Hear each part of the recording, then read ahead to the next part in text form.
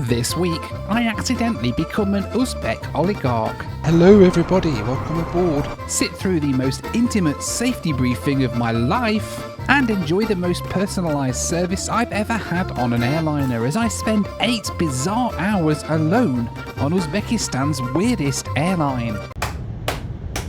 Welcome to Incheon Airport in South Korea. But I'm not staying in South Korea for long, no, because today I'm about to take an 8-hour flight to Uzbekistan. Now, I've got to be honest with you, the airline that I'm flying with today is one that, well, I'd never heard of before I started looking at these flights. And you know me, when I find an airline that I've not heard of before, that's a green light for me to go ahead and book a flight with them and find out what they're like. So that's what we're doing today, and that's why we're flying today on an airline from Uzbekistan called Takeoff Airlines. Now, first things first, we've got to go and get checked in for our flight today across to Tashkent. Alright then, E10 to E16 for Takeoff Airlines. Thinking heck, this queue's massive. The flight don't go for another 4 hours yet. I thought I was early.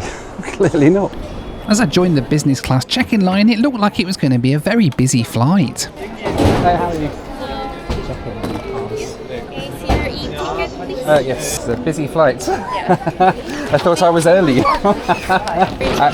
None to check in, I'll just carry on, please. I just have this rollerboard, thank you.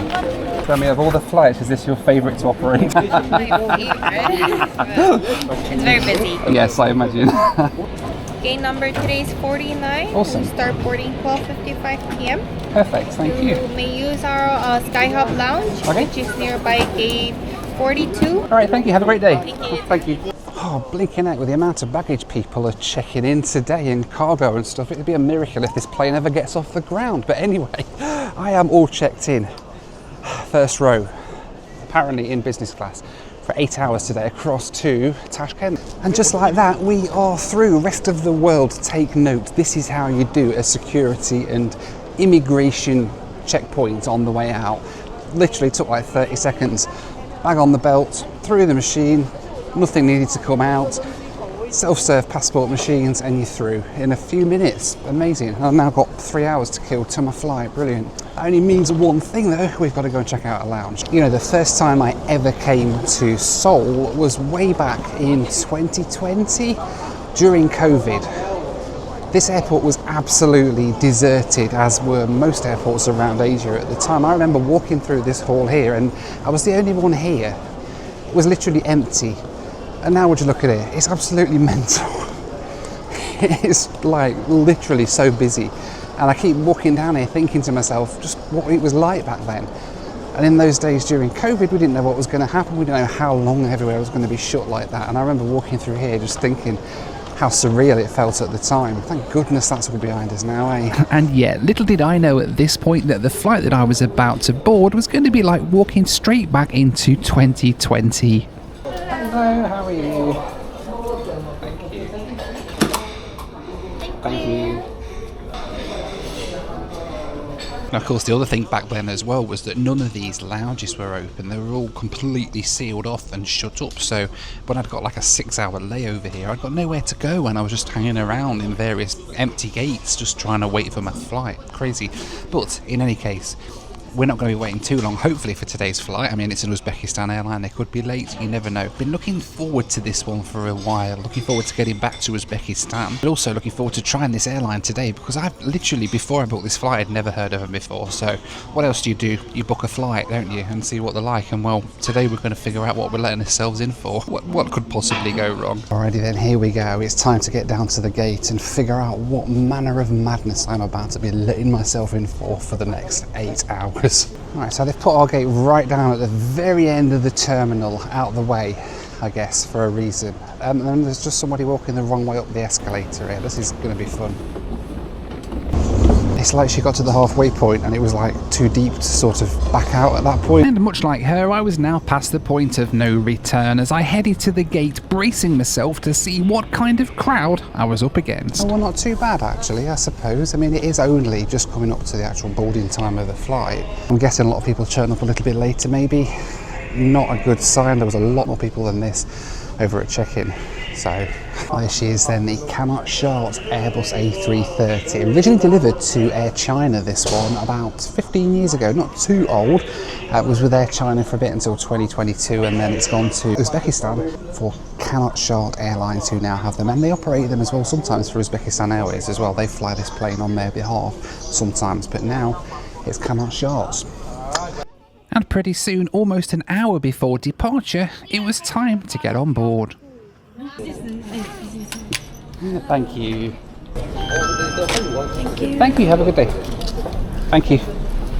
Alright then, here we go, time to get on board. Boarding right on time when they said they would, an hour before departure, so I've got a feeling this might be one of those where people just rock up all the way to and probably past when we're actually supposed to leave, but we'll see. Let's go and get on board the Cannot Short Airbus A330. And so I confidently followed the signs for the VIP experience. Doors shut that way. Only to find out that it was so exclusive they hadn't even opened the door. Let's try that again.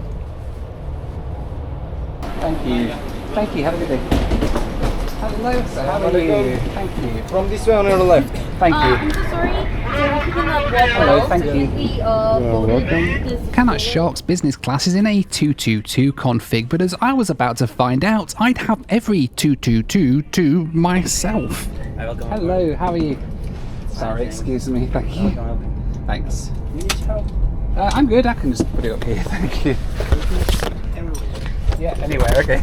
Well, this is kind of cool and slightly interesting as well. Welcome on board my private A330 for today, or the business class cabin at least. I am the only passenger in business class on this entire 8-hour flight. I've got the whole cabin for myself. They said sit wherever you like, put your bags wherever you like. It's just me. Really?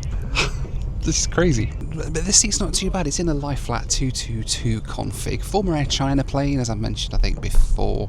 They've reconfigured it when it came to Cannot Short Airlines. And we've got lie flat beds here. I think they're just angle flats. Slightly angled flat beds. Hoping to try and get a little bit of rest on this flight. We've got TV screens in the armrest. We'll try those in a bit. This is my, and I'm going to give you the price now as well actually. This is my $500 private A330 for an 8-hour flight. It's not bad, is it? I have to say this is so strange being the only one up here. They've come round to take my lunch order and effectively there's only me. So it's like, what would you like us to cook you for dinner? Chicken, beef or fish. I'll be honest, from the pictures she showed, none of it looked that nice, but we'll see. I imagine the meal service will be pretty quick today, and they've not got many passengers to be going through with it, so colour me surprised and shocked pleasantly. We're half an hour before we're supposed to leave and we've got boarding complete. The doors are closed, they're about to pull back the jet bridge. That honestly surprised me, knowing the on-time stats of this route. That surprised me quite a lot. Let's go to Uzbekistan, maybe. So as we pushed back from the gate, and after I'd sat through the world's most awkward safety briefing for one, we had a super quick taxi out to the runway and got on our way into the skies of Asia.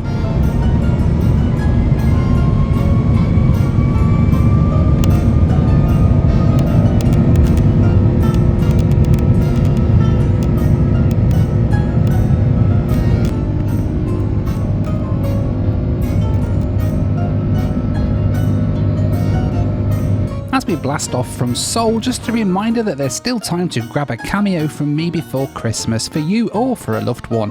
Scan the QR code on the screen or click the link in the description. Our route today then took us west out of Seoul to cross the entire width of China before descending down into Uzbekistan. Flight time today 7 hours and 8 minutes, cruising at 38,000 feet. Alrighty then, we are airborne from Seoul, heading to Tashkent on the Cannot Short A330, almost private jet. What a takeoff that was. We literally pushed back from the gate. We were at the runway within seconds, straight out there. Early takeoff, which is very surprising for me.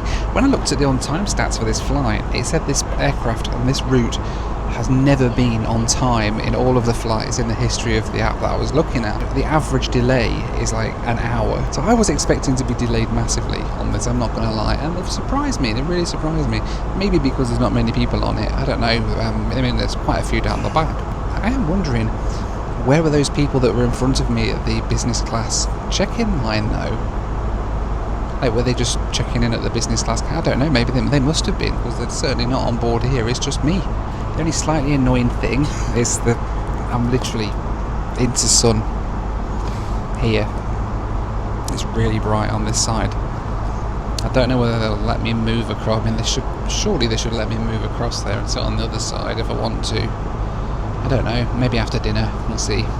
Sadly though, this wouldn't be a problem for too long, as despite there only being me in the cabin, they came around closing every window blind, including my own. So much for private jet. You know, I'm actually quite pleased in a way that they've just come around and shut all these blinds, because, well, it's like, for me, it's 11:30 at night at home now, and this is a 7.5 hour flight. I've not had more than about 4 hours sleep in the last week, so this might be a good opportunity for me to actually get some rest on a plane with nobody else in the cabin. Nobody, no noise, no crying babies, no people laughing, shouting at each other across the cabin, just me.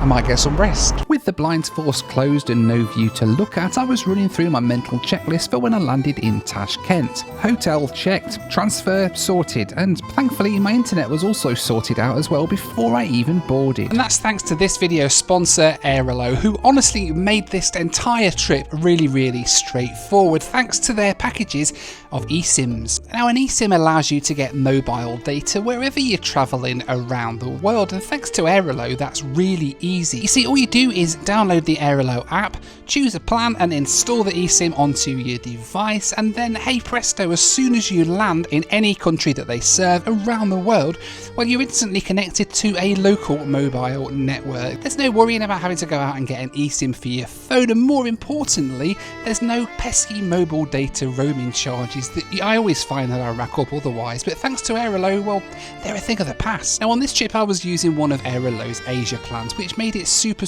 straightforward, because every country I stepped off the plane in, I had a full mobile signal the second I stepped off the plane. Now, seriously, if you travel, you need Airline, and right now Airline are giving you $3 off your first eSIM when you use my promo code by scanning the QR code on the screen now or clicking the link in the description. Alrighty then, it is dinner time, and for a start we've got some pastries that are quite warm. Is that Yorkshire pudding? Don't know. Try that in a minute. We've got some cheese, we've got some meat, we've got some salmon. A veritable platter.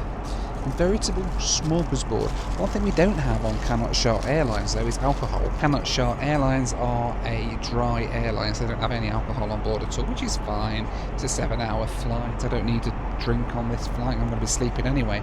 But yeah, let's give this a go. We'll start, shall we, with some of this meat. And there is some sausage. Look at this, look. That's very nice.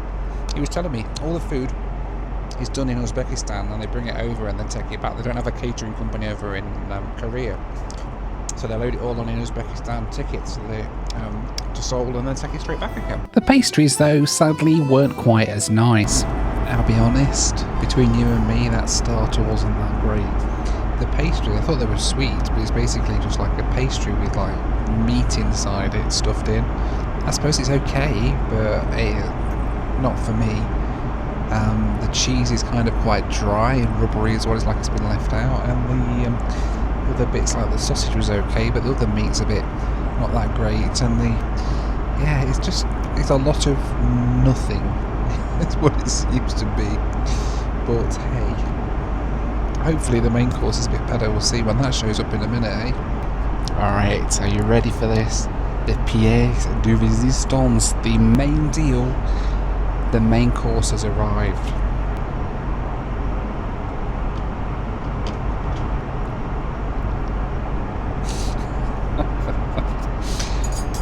It's chicken and rice. Is my stomach going to regret this? I don't know. Let's try this.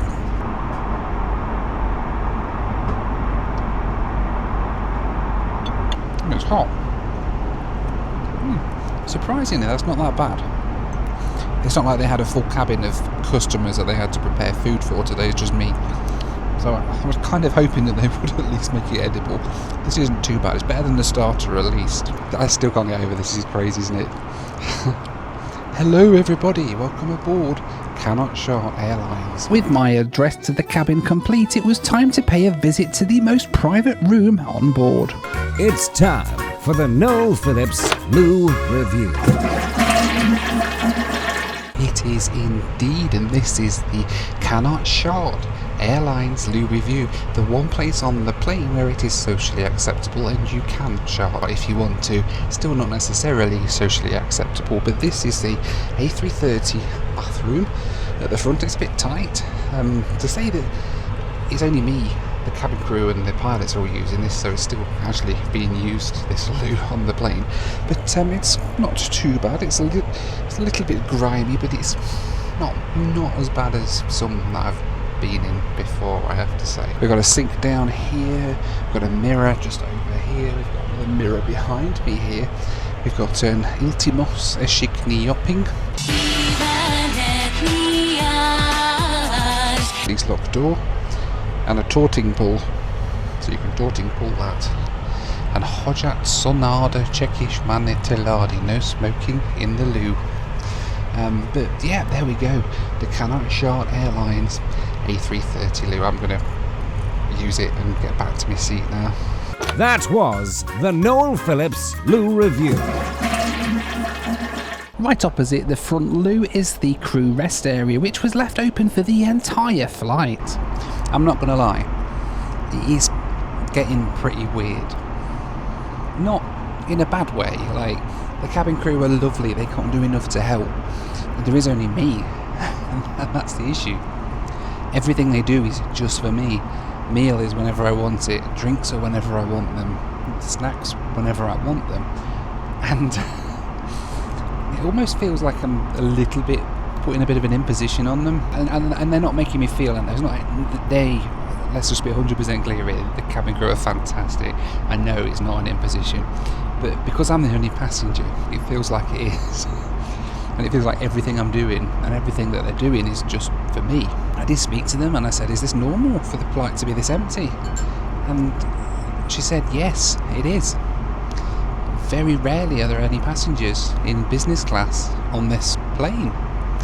Which begs the question, why are they sending an A330 on this flight? I guess, having seen the state of check-in with all the cargo everybody was bringing on board and TVs and PlayStations and Xboxes and things, that's probably why, because it's probably loaded up full in the belly. But like, when they just come round with the food and everything, I said to them, look, I'll just come and grab it from the galley, you don't need to bring it out and lay my table and set it all up for me, it's only me, there's no point in doing all of that malarkey just for one passenger. And they're like, no, it's fine. I'm like, seriously, I don't mind just going and grabbing my food from the galley. I don't expect the world, you know, I've got a big private jet, what more do I want? Put the bed down to try and get a bit of rest. Actually, you know, this is pretty comfy, and it is an actual full flat bed. It's not an angle flat, it's an actual full flat bed, which is really nice.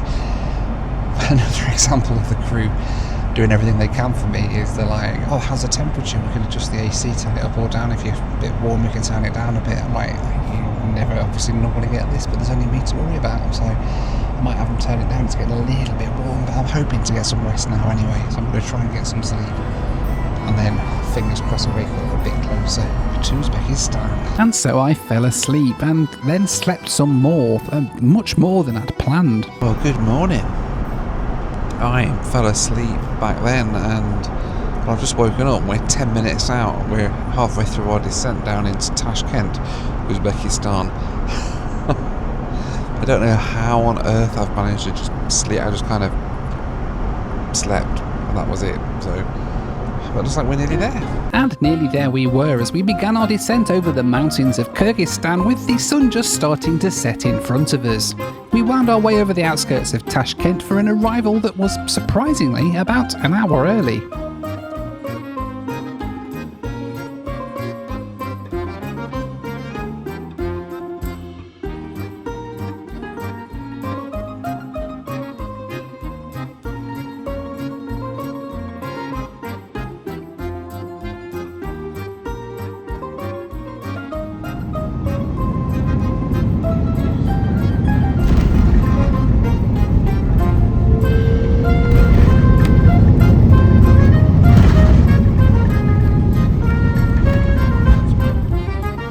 the only passenger in the cabin on an arrival into Uzbekistan, it was left to me to carry out the traditional ritual for all passengers arriving in this part of the world.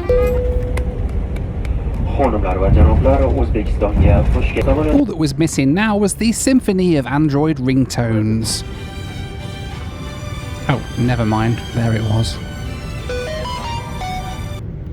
What Tashkent Airport did have though was an amazing selection of old Soviet jets and this old 767 sitting on the ramp. Did you enjoy? It was very good, thank you, yes. Private jet. Thank you. Thank you, bye-bye. Bye-bye. Bye-bye. Thank you. Thank you very much, yes, nice to meet you. Thank you. That's it. Thank you so much. Alright, thank you. Goodbye. Thank you, bye-bye. Business class passengers at Tashkent get a private bus to take you to the terminal, which it turned out is a special terminal just for business class passengers. This private jet experience felt even more special once I'd landed on the ground. Checking back, eh? No checking back, no. Okay, Thank you. The ride to the terminal took just a few minutes as we drove past numerous cool planes, including this Humo Air Antonov AN2, which used to operate flights domestically here as recently as last year, believe it or not.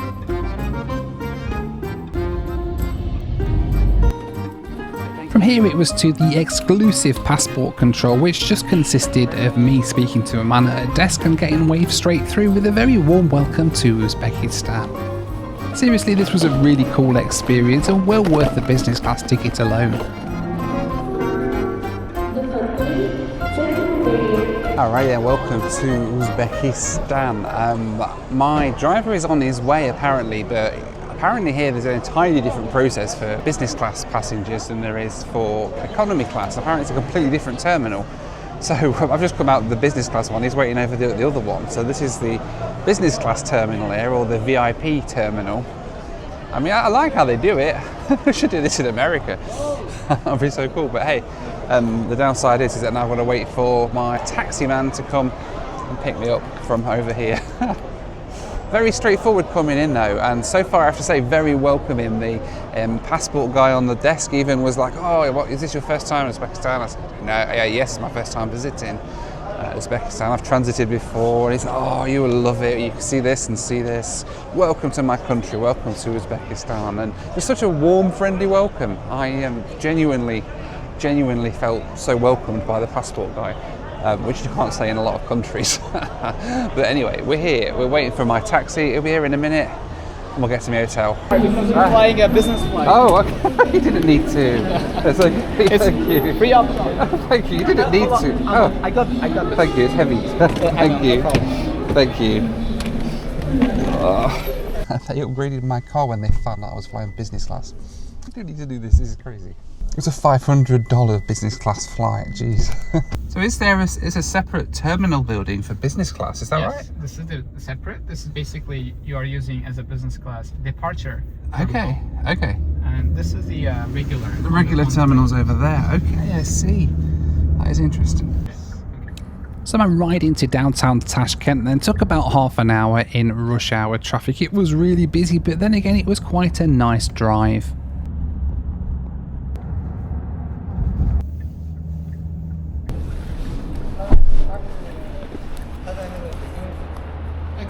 I got it. You got the door, okay. Okay, perfect. Yeah. Thank you very much. What's your Oh yeah, yes. thank you very much. Nice to meet you. You too. Thank you. Thank you. Hello, how are you? How was your flight, sir? I'm good. Yes, good.